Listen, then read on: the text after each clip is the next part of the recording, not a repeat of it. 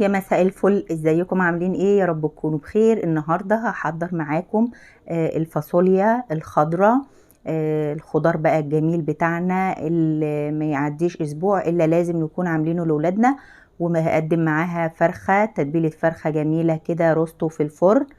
زي ما انتوا شايفين كده، حاجه كده خفيفه وجميله وتتبيله سهله جدا وبسيطه. شايفين مستويه ازاي؟ ما شاء الله عليها. بس حابة قبل ما ابدأ بقى الفيديو بتاعي اشكر حبايبي اللي لسه مشتركين معايا في القناة، وان شاء الله تلاقوا كل ما هو مفيد وجديد عندي واكلاتي ووصفاتي تعجبكم. هنسمي الله ونقول بسم الله الرحمن الرحيم. ومعايا فرخة غسلها كويس طبعا بالدقيق والملح والليمون، وشطفاها ومصفياها، ومعايا زيت وليمون والسبع بهارات وملح وفلفل اسود، التوابل بتاعتي، وتوم، وبصلايه متوسطه او بصلايه حلوه كده، وطماطميتين. تمام. اول حاجه هعملها ان انا هتبل الفرخه الاول قبل ما اعمل الخضار. هبشر البصلايه، انا مرضتش ان انا اضرب البصلايه في الكبه، يعني اعملها في الكبه، لا انا عايزاها مبشوره كده عشان تنزل لي ميه البصل كده وتبقى حلوه. تمام. وهبشر الطماطمايه، طماطميتين وبصلايه، بشرتهم كده بالشكل ده. وحوالي 4 فصوص من الثوم مفرومين، وعصير ليمونة، والفلفل الاسود والملح والسبع بهارات، يعني معلقة صغيرة، ونص معلقة فلفل اسود، طبعا ما نكترش الفلفل الاسود. والملح، ظبطي الملح بتاعك. وضفت حوالي ربع كوباية من الزيت، اقل بصراحة يعني من ربع كوباية، يعني اقل من ربع كوباية زيت. تمام. زي ما قلت لك بقى، الفرخة اكون غسلاها وشطفاها كويس ومصفياها. تمام. تتصفى خالص من المية بتاعتها. وبعد كده بجيب الخلطة بقى بتاعتي الجميلة دي واتبل بيها الفرخة. طبعا بقى الطريقة دي لحبايب قلبي البنوتات اللي لسه صغيرة، طبعا انا عارفة ان هما بيتابعوني، لان الاحصائيات بتاع الفيديو بتظهر عندي من سن 18 ل 25 اللي هما بيبقى اكتر مشاهدة للفيديوهات بتاعتي، الحمد لله.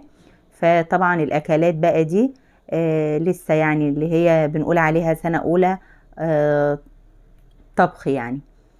تمام. تبليها بقى كده من الصدر من جوه، يعني شيلي الجلد كده، وتبلي الفرخة بتاعتك كده من تحت الجلد، وهنا كده من عند الورك كده بالشكل ده.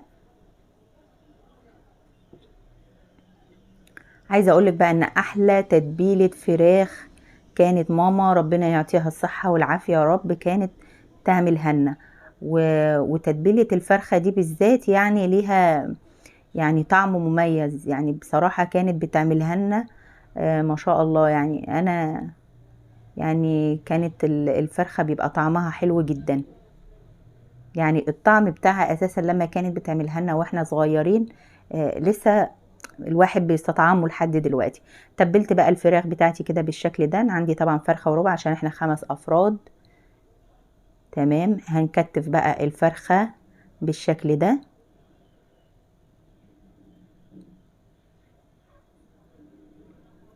شايفين كده؟ ظبطي بقى الجلد بتاعها كده، شايفين شكلها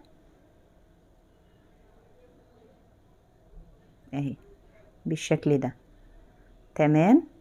هجيب بقى احط التتبيله كده على الوش بتاعها كده بالشكل ده، واجيب الصينيه بتاعتي،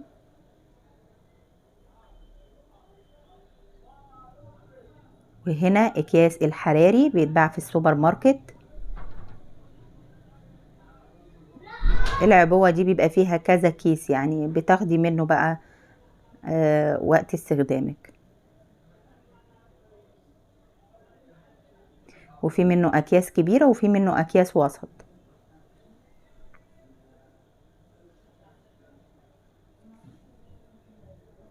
تمام. بيبقى معاها الشرايط دي اللي بتقفلي بيها، بتسحبي منها حته كده، دي اللي هنقفل بيها الكيس.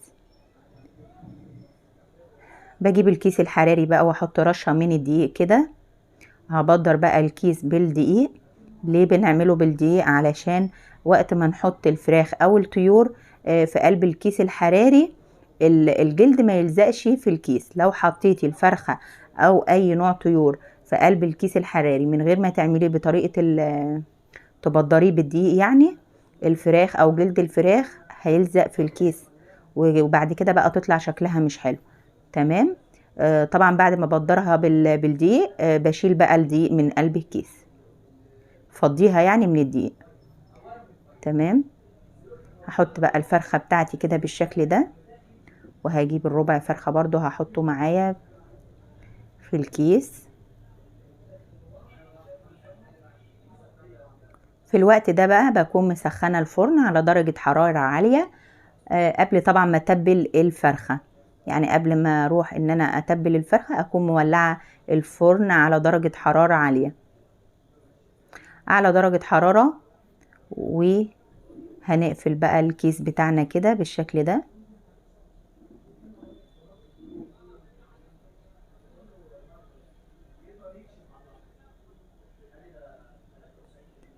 تمام. اقفلي بقى لو وصلتي معايا لحد هنا ولسه ما ضغطتيش لايك للفيديو. لو لسه اول مرة بتشوفيني انا اسمي لميا ودي قناتي، وما تنسيش اشتراك في القناة وتفعيل الجرس عشان يوصلك اشعارات بوصفاتي الجديدة، ولايك للفيديو وشير.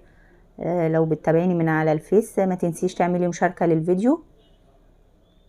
تمام. هدخلها بقى الفرن في الرف الاوسط، بتاخد تسوية ساعة في الفرن بالظبط، ساعة الا ربع. بكون فاتحة الكيس علشان الفرخة لونها يتحمر، بسيب الربع ساعة بقى التانية لون الفرخة يتحمر. وهنا بقى بعد ساعة بالظبط طلعت الفرخة زي ما انتوا شايفين شكلها ما شاء الله اتحمرت معايا كده بالشكل ده. ما بشغلش الشواية ولا حاجة، هي بتاخد ساعة كده ولونها بيتحمر في الفرن.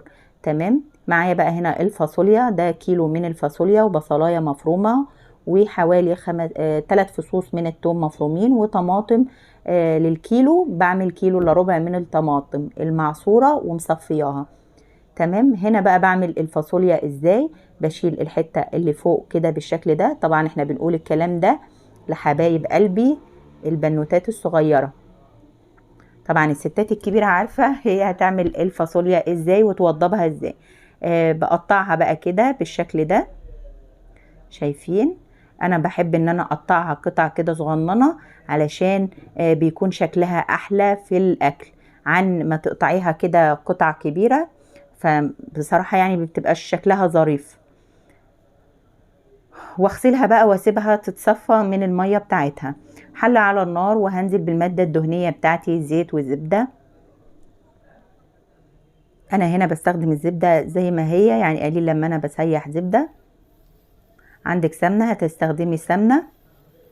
تمام. وهنزل بالبصلاية المفرومة او المبشورة. بصلاية متوسطة مش كبيرة. البصلاية تتحمر معايا كده يعني لونها يبقى لون الذهبي. انزل بالثوم المفروم.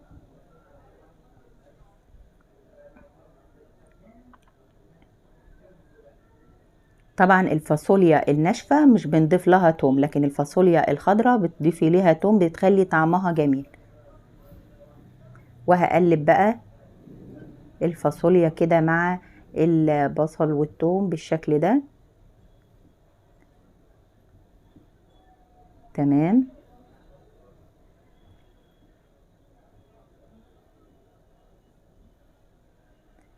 هنا بقى هنزل بمعلقة صغيرة من السكر.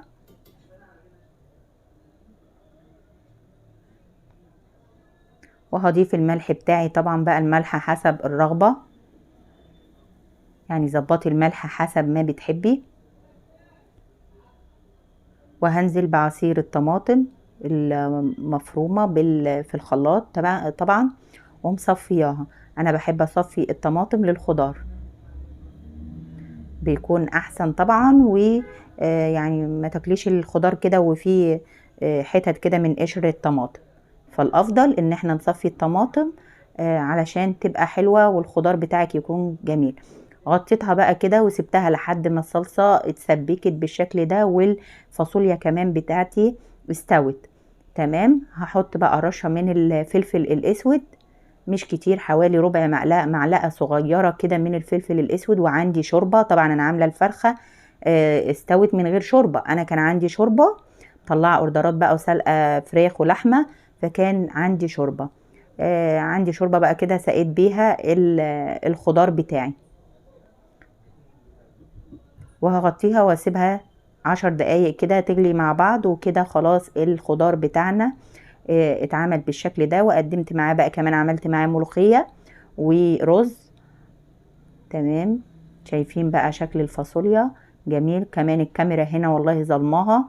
عايزة اقول لكم بقى طعمها كان جميل جدا، و طعم جميل، ومش عارفة اقول لكم ايه، بس والله كان طعم الاكل تحفة. بالرغم ان هو كان معمول بتعب، يعني انا كان الاوردرات بقى مع الكهرباء اللي قطعت من الساعة 3 للساعة 5، وعايزة اصور وعايزة اعمل الاكل ومش عارف. شايفين الفراخ ما شاء الله طالعة مستوية، شايفين بتتفصص كده مجرد ما مسكتها. تمام. وانا كمان مش مبطلة اكل بقى، عمالة اكل. تعالوا كلوا معايا حاجة كده جميلة، اللهم بارك. شايفين؟ وهنا بقى الفرخة بتاعتي الجميلة، شكلها يفتح النفس وطعمها كمان. اتمنى الفيديو يكون عجبكم وجربوا الوصفة.